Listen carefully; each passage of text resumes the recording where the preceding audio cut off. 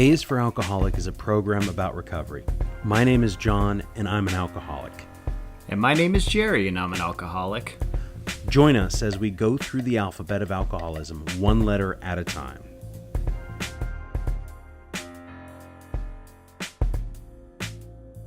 I thought that, a good place to start would be the beginning, obviously. And I thought, on this going A is for alcoholic. So what does that mean to you? How do you define the term alcoholic? How do you define yourself as an alcoholic? Do you? I mean, I think that you do. I mean, I do, but Yeah, I absolutely define myself as an alcoholic because I know. I think it's something in my opinion. If it's something that you're in denial of, I don't know. It's a hard way to phrase it without sounding like a dick. Well, so go ahead and sound like a dick.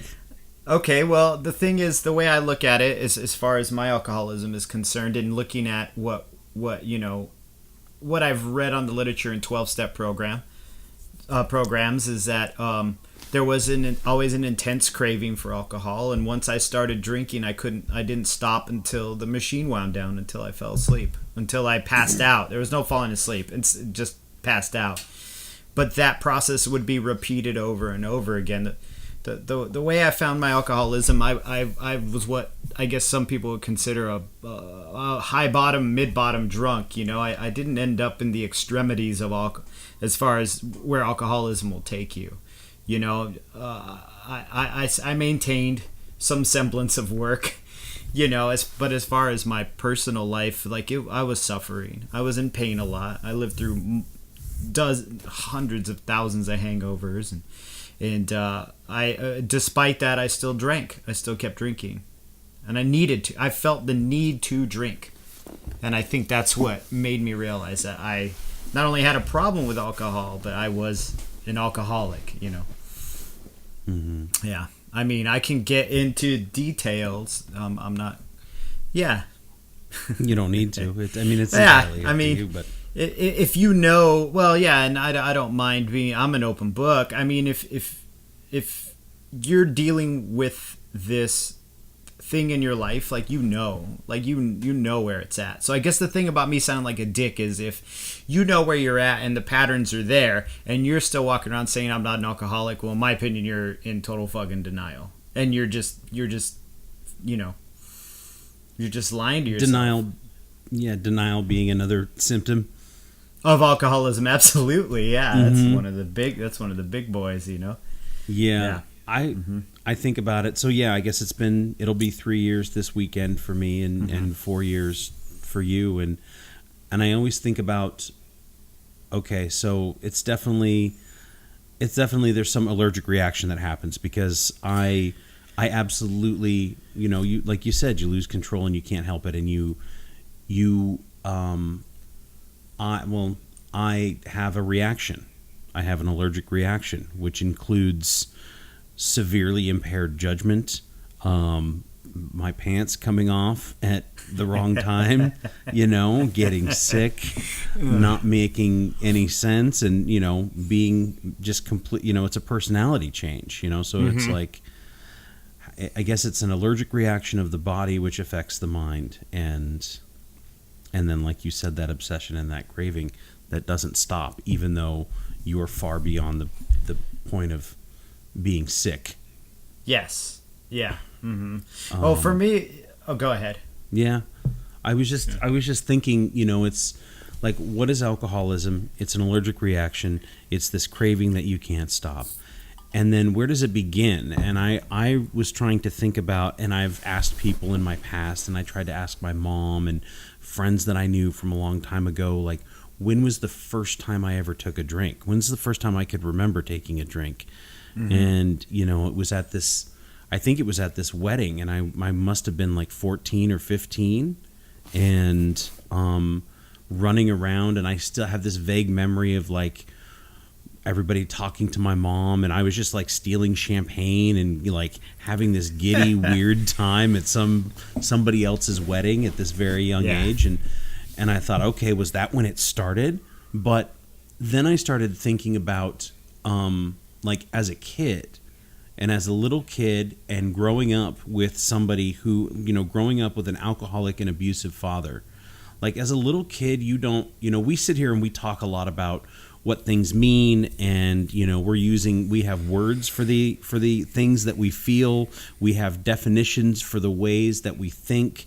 But as a kid at like 5 or 6 or 7 years old, you don't even know what the word resentment is. It's not in your vocabulary. There's no concept.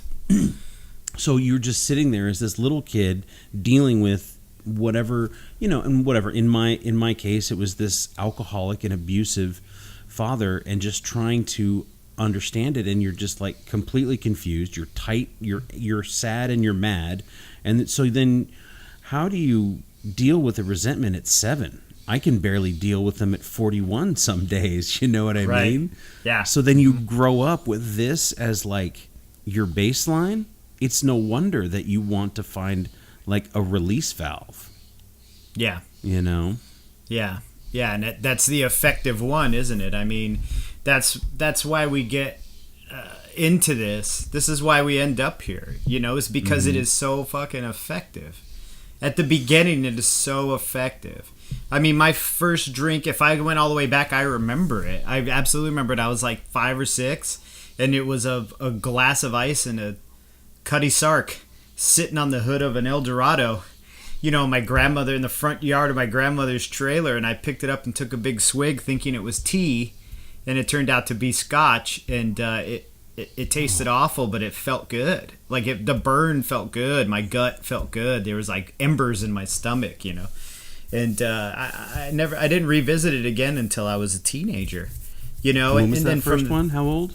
I was like 5 or 6. I mean, I picked it up and took a big old swig of it and was like, whoa, this ain't iced tea. But I didn't spit it out. I swallowed it. And then, they were like, don't drink that. And I just walked around feeling that warmth in there as a little kid, My grandfather was an alcoholic. I mean, my parents are alcoholics, Both my grandfathers are alcoholics. So I feel like, yeah, there's a definite... At least as far as circumstantial evidence, as far as I'm concerned, there's a definite genetic factor in there, like a physical factor. Because I look at all these years of genetics refined into me, I've always felt like this honed edge of fucking alcoholism, but it's always worked so effectively. I mean, what better way to deal with the resentment than to unplug? Or what better way to deal with the horrible way you feel about yourself than to inflate your own ego?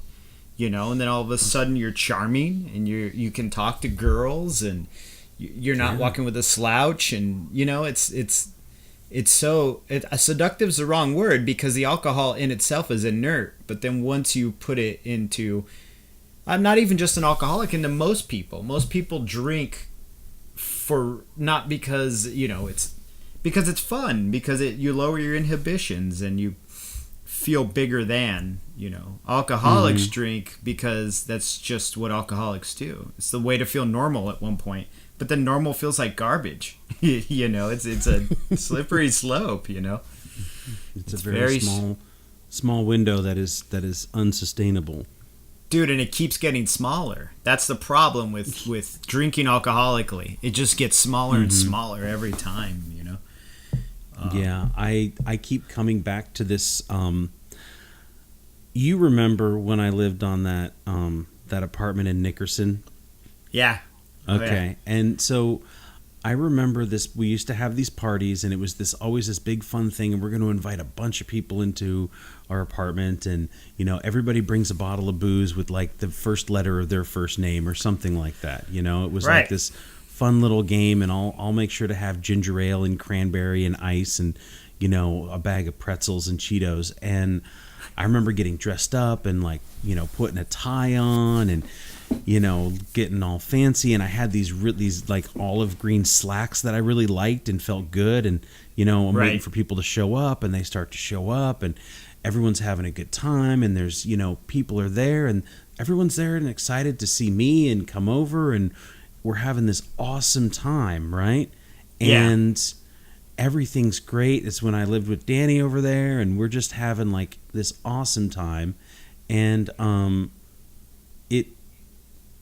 I then woke up and I was on the floor in the living room by myself, completely alone.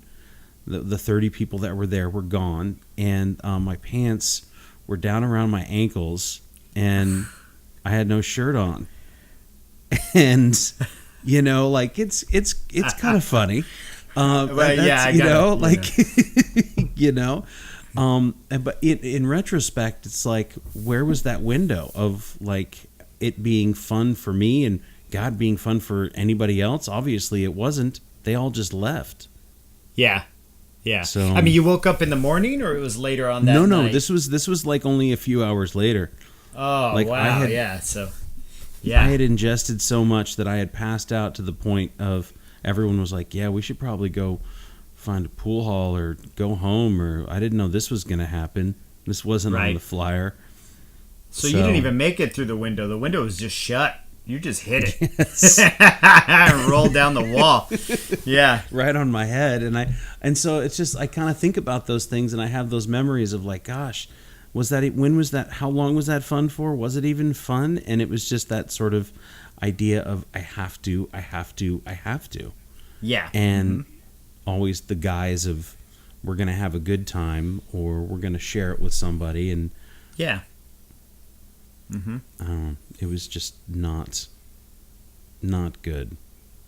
No, I mean, think of all the preparation you did and everything, and you were so excited, and yeah, and then it just ends with you don't even know. All you know is you're drinking, and then you wake up. That's the fog. That's beyond the fog. That's the the valley beyond the fog. That's the blackout. Yes. I hear them talk about blackouts like they're funny things, and I guess when I was drinking it was a funny thing, but now when I hear it I feel bad. Like it hurts me. It makes me feel bad for that person because I know the aftermath and I know what happens during. I have it it's like my wife was a fucking stenographer, dude. She would come at me with every fucking detail. But yeah, I mean, I remember having those nights alone. I remember having those nights with you, and it's just not a sustainable way of life for me personally, and that's why I had to stop. And once I stopped, it wasn't as easy as just stopping. Like I had to give it a name, and I had to realize that once I had stopped, it wasn't just a matter of like, okay, I'm done drinking, I'm drinking too much. It was that's when the obsession kicked in even worse, is when I wasn't drinking. That's how I feel. When I wasn't drinking, I thought about drinking all the fucking time. Every 10 seconds, man. It was like you're not drinking, man. You're not drinking. You're not drinking. Like it just kept repeating itself. Why aren't you drinking? What's the matter Why aren't with you drinking? Don't you want to feel better? Can't you be normal like everybody else? Right. But then I look back and all my best friends are alcoholics. Well, I mean, I can't speak for every one of my closest friends, but I know a small handful that, are totally self-professed alcoholics, that we all drank. And it's what we did. Even those that haven't professed it are certainly drinking in an alcoholic fashion, some might say. Well, it's just not sustainable for me personally. Now, if any of those people, feel like that works for them in the moment, my hat's off to them, more power to them. But I also look at it like I can see it. It's like I've been very open about my alcoholism with everyone around me, especially the people who knew me when I was drinking, because I was very open about my alcoholism when I was drinking alcoholically. So I can't shy away from the fact that like I'm a drunk and that's what I do. Now when I meet newer people, it's a little awkward, to put that label on myself. I don't tend to flit around it, but it doesn't get asked very often. The circles I run in now, it's like my wife, they're all teachers and they all work with my wife, so they're not like, why aren't you drinking? Like they could care less. They don't even bring it up. They'll offer me a drink and then I'll say no, I don't drink, and then that's it. Yeah, you don't. Yeah, it's not something you offer up because I'm not gonna. They're gonna be like, "Hey, do you want a beer?" And I'm like, "No, thanks. I'm a recovering alcoholic." No, I just say, "No, I'm not. I don't drink." And if they pry the subject, well, yeah, absolutely. I'll be like, "I'm a recovering alcoholic. Like I've had enough. I've had enough. I think I'm good." Yeah, that's the best advice I ever got. Was I love it. Yeah. those 5 words, no thanks, I've had enough. It's great. And it works. It's the truth, and everybody understands it no matter what level they're on. Even if they think they're hammered and they think everybody's hammered with them, you're just like, yes, no thanks, I've had enough, which no is thanks, I've very had much enough. the truth. Yeah. And go ahead. I was just gonna say that the same thing when people offer you or want to talk about it, and it's.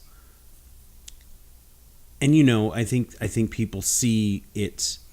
They see it on you, or they see it on me, and they ask me, and I say no, I don't drink anymore, and either they really want to know why, or they begin to discuss their own concerns with their own behaviors, and yeah, it's you go, well, you got to do what works for you, and I think that's the best advice I can give anybody, because I don't know what you're doing. I don't know what you're going through. Word. And, I certainly don't want. It's not.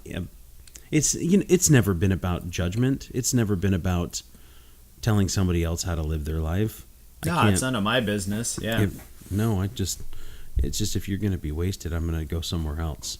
Right, and if you're gonna, I think my big problem. These are resentments I need to work through on my own. But it's when people brag to me. Or when they're in a group and they're all bragging about how fucked up they get. It always irks me a tiny bit. Like, I look at them and I'm like, man, you don't know. Y'all look so dumb last night, you don't even realize it, But they were around a bunch of other drunks, so the drunks were like egging them on, Yeah. But yeah, as far as that goes, man, it's just, I just leave it. Those are internal things that I think. But, I mean, yeah. I actually love the way you defined alcoholism as an allergy of the body and a malady of the mind, it's those two things working in tandem, and that's exactly what it was for me. Exactly. And yeah, but I knew it before even the bottom came. I knew it. I knew I'd either end up, God, I hate to sound super dramatic, but I knew I'd either end up dead or in a room. Yeah. In a 12-step meeting, So I used to, I had moments where I literally had real, they were all real physical reactions or allergic reactions, but I would get super flushed and my skin would get red and blotchy, and it would start in my chest and it would creep up my neck and all over my face, and my breathing would get really short, like somebody who had eating peanuts, who had a peanut allergy. And my first thought was, well, I just need to drink through this, it'll pass. So the one thing that I'm ingesting and imbibing that is causing this, inability to breathe and making my entire skin crawl and burn, I think, oh, well, if I just numb it with a little bit more of this, everything, it'll pass. Yeah, and that is the definite process of an alcoholic, Pour more booze on it. I just need to put some extra ice in my next drink and I'll be fine. Yeah, you'll rehydrate yourself that way, dude. Come on. I'm like a camel over here, You mentioned something else about you saying being very vocal in being an alcoholic while drinking. And we may have talked about this before, but I remember those things where I'd say, yeah, me too. I used to say it all the time. No big deal. This is how I am. This is what I do. Oh, man. Yep, just another hangover or whatever. Yep. And I never thought that I was hiding anything until I started to think back. And I would think about, having people over to the house and maybe cooking dinner. And I'd say, yeah, I'll be in the kitchen. I'll help cook. And I would do the cooking so that I could be closer to where the booze was. Hey, anybody want another glass of wine? And I would pour myself a nice heavy one and then pour them like a regular glass, or I might take an extra drink while I was in there. And I was totally hiding it because in my mind, I thought, oh, well, I need more than everybody else. So I'm just making sure to take care of myself, and then you guys can have whatever's left over. Yes, yeah. And so I was always hiding it, even when I thought that I wasn't. Even when I thought that I was in some twisted way proud of how much I could drink, or how fucked up I could get, or whatever. And it was so romantic to be like that. you know. Well, yeah, all your favorite writers, all my favorite writers, all my favorite movies, all my favorite actors, they had that dark root. It was like a root, you know, like a dark root growing in them, and that was like style. You know what I mean? That was the illusion, the lie I told myself. And Jack Kerouac and Kerouac Bukowski and Hunter S. Get me the golf shoes and all that shit. You know, like. But look at Hunter S. He shot himself in his brain. You know, I mean, he was sick. He was getting old, but look at Bukowski, man. Like, died of liver cancer. Kerouac puked his guts out. He puked himself to death and had liver failure in his mom's bathroom. You know, I mean, we all don't die pretty, but you know, I don't want to die that ugly either. You know, like, I just don't want to die in pain. Yeah, man, me neither. And you know, this idea of it having to be. What was I talking about? We were saying something to the effect of, I was talking with my girlfriend, and we were saying something to the effect of, you get to this level, and maybe it starts from childhood, where you tolerate a certain level of pain, and that becomes normal, and then it's all about what you can endure. Oh, it's not. Yeah. It doesn't hurt that bad, or oh, it's fine. You know, I can deal with this, or. And even if it was a physical pain or an emotional pain or a mental, you know, frustration or whatever it was, then your baseline is in pain. And now without alcohol, I kind of see this as, oh, well, I can be nice to myself. I can live in ease some days, and I don't require some potion to, you know, give me the illusion of that. Yeah. I can love myself, you know, but it's just such a weird, insipid thing to twist your brain around. I don't know. Very much so. I think about the list. I can write a list. If I could sit down and write a list of the things I regret while I was drinking, and then, you know, how long would that list be compared to the list of things I regret right now that I've done? You know what I mean? I maybe regret 2 or 3 things, whereas while I was drinking, I regretted it all. You know what I mean? Like, it wasn't even like these big lifelong regrets, like I didn't travel or write the great American novel or whatever. It was just, I regret fucking waking up. You know what I mean? I regret all that shit I said yesterday. You know, I regret not getting a handle instead of a fifth, you know, that kind of stuff. So, yeah, and now I'm like, dang, I regret playing Conan Exiles for 4 hours today. Shouldn't have played video games so long. Pissed me off, you know.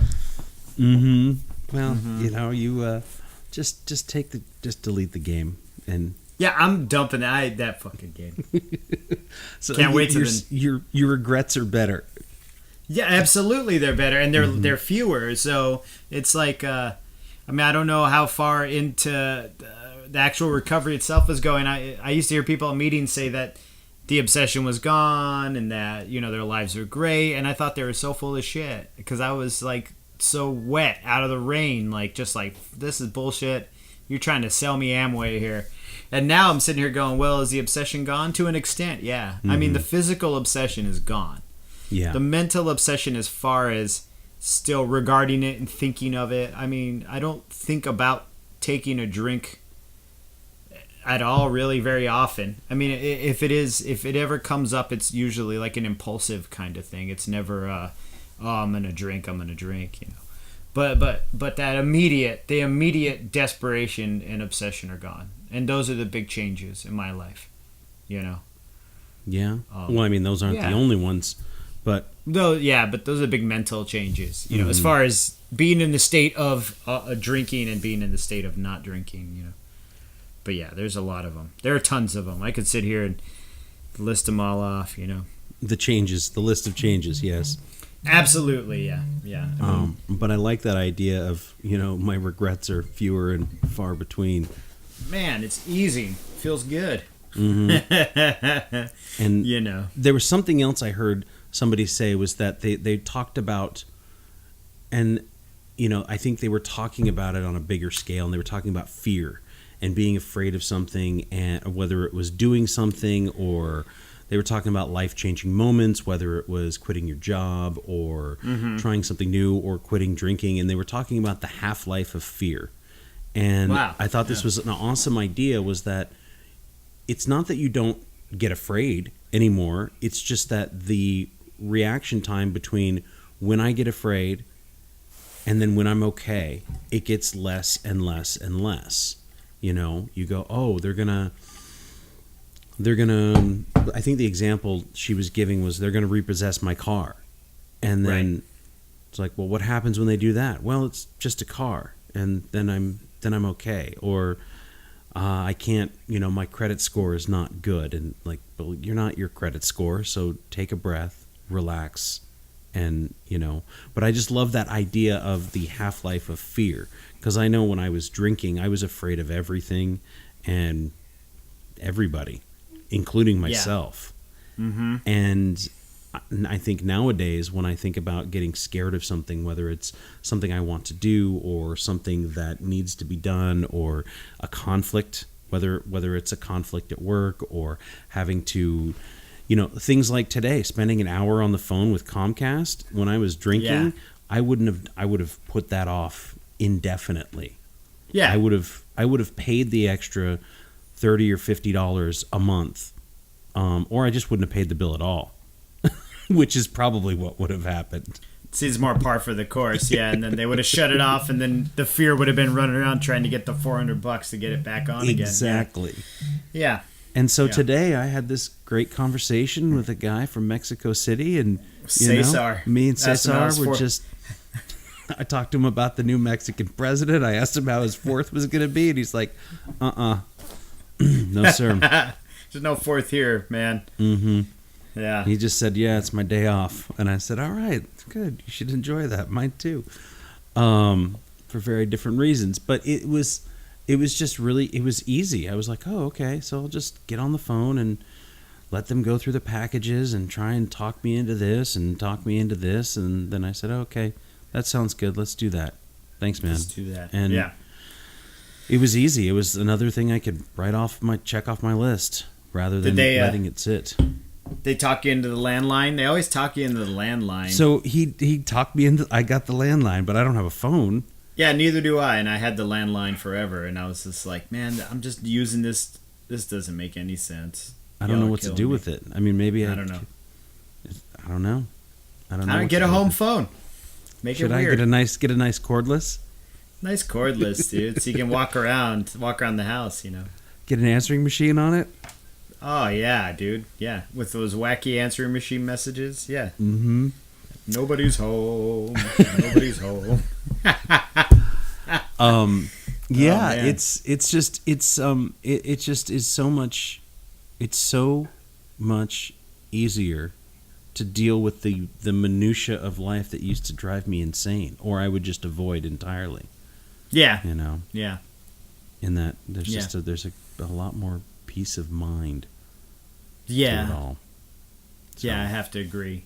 There's moments, but I mean, there will always be moments. There will always be moments, drinking or not.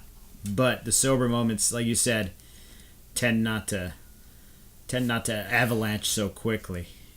Well, it just there wouldn't be this. You wouldn't wake up in a deficit. I always felt like I was starting my day in this deficit with this hangover. Right. Yeah. Yeah. And I think in the early days of drinking, I thought of it as some sort of thing to like overcome, and that there was strength in this, in having a hangover, and I would fight through it, or I would have some more to drink, and I could beat this challenge. And then I started to realize it was a deficit that caused everything else in my life to take a back seat to a headache or the diarrhea or whatever sort of awful thing that I had to sit in regret, or some awful thing that I wouldn't know that I was going to have to regret until later because I didn't remember. Oh, and there's like this superpower now where I wake up and I feel great. You're like, fuck, I feel normal. What is this magic? What is happening? So it's, I think it's a wholly better way to live. Absolutely. And, I mean, I think I think it would help out even people who, I mean, I think it would help out even people who don't drink, living by some type of program. I heard it said that we all, I mean, if we're getting into the subject of program, I guess I'm branching out that way, but it might have been a British guy with the hair. Russell Brand was saying that we all live by programs regardless of whether or not we give it a name. You have a program of things you do. There's a routine, a program. So if you just live by a program that's a positive one, you get much more fulfilling experience out of life. Absolutely. Yeah. Definitely. When I was drinking, my program was how can I get another drink? Yeah, mine too. There wasn't much else. That was it. Mine was. It was just. Yeah. Mine was sad. It was like just being sad and drinking. Yeah, it was just like a fucking 35-year-old goth guy. Like, come on, like just walking around with sadness and darkness and just so inside myself. I mean, like that's Robert Smith waking up in the backyard. Yeah, but waking up in the backyard with the sunburn, covered in ants, with the sunburn, mascara running all over his face. Yeah, just one eye with mascara. But that's what, I have to say, alcoholism to me, the way I define it is in the act of drinking alcoholically, I was alone and I was sad and I didn't want to be alive. And now in the act of being a recovering alcoholic, and I give myself that label because I know that, I'll always have it with me. It won't go. It's just going to be there until they figure out some type of, I don't know, operation or I don't know. Anyway, in the act of being a recovered alcoholic, I'm not alone. Like, I don't feel alone anymore. I feel sad about things, but that's normal.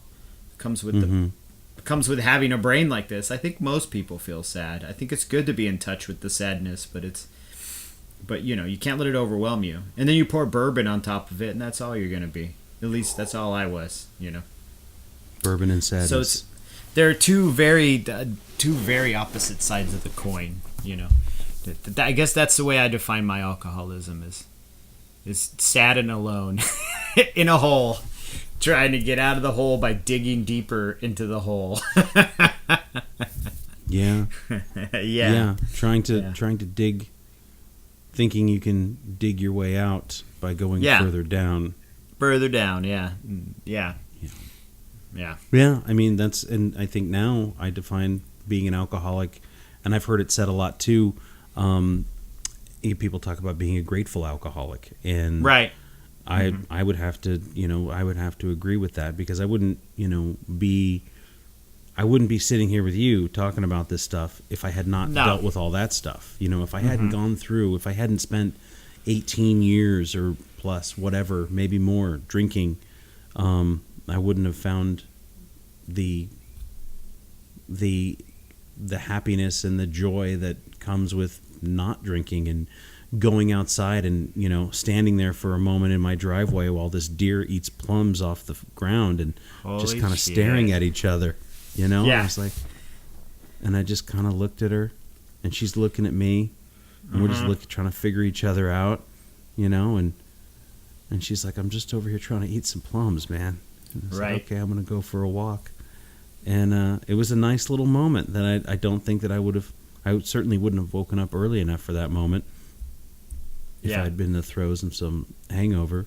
Right. But that moment sounds like the scene in a Kevin Spacey movie where they tell him he has brain cancer and he goes outside and sees it and realizes that he's just one with the world.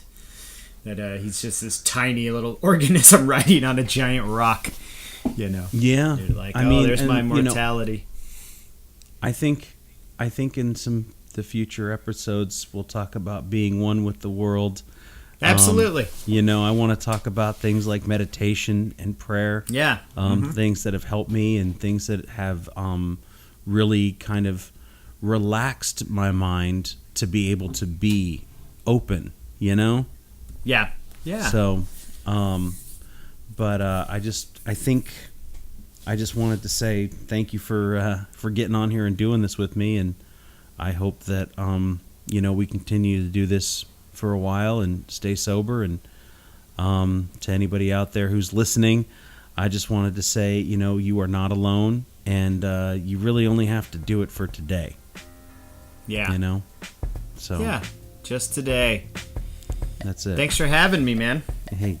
All right, Jerry. We'll see Yeah. you we'll see you next time. Word. See you next time, man. All right.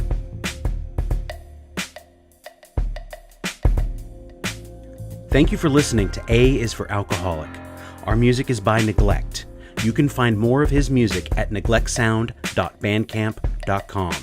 You can find us on Facebook, Twitter, and Instagram, and contact us at aisforalcoholic@gmail.com.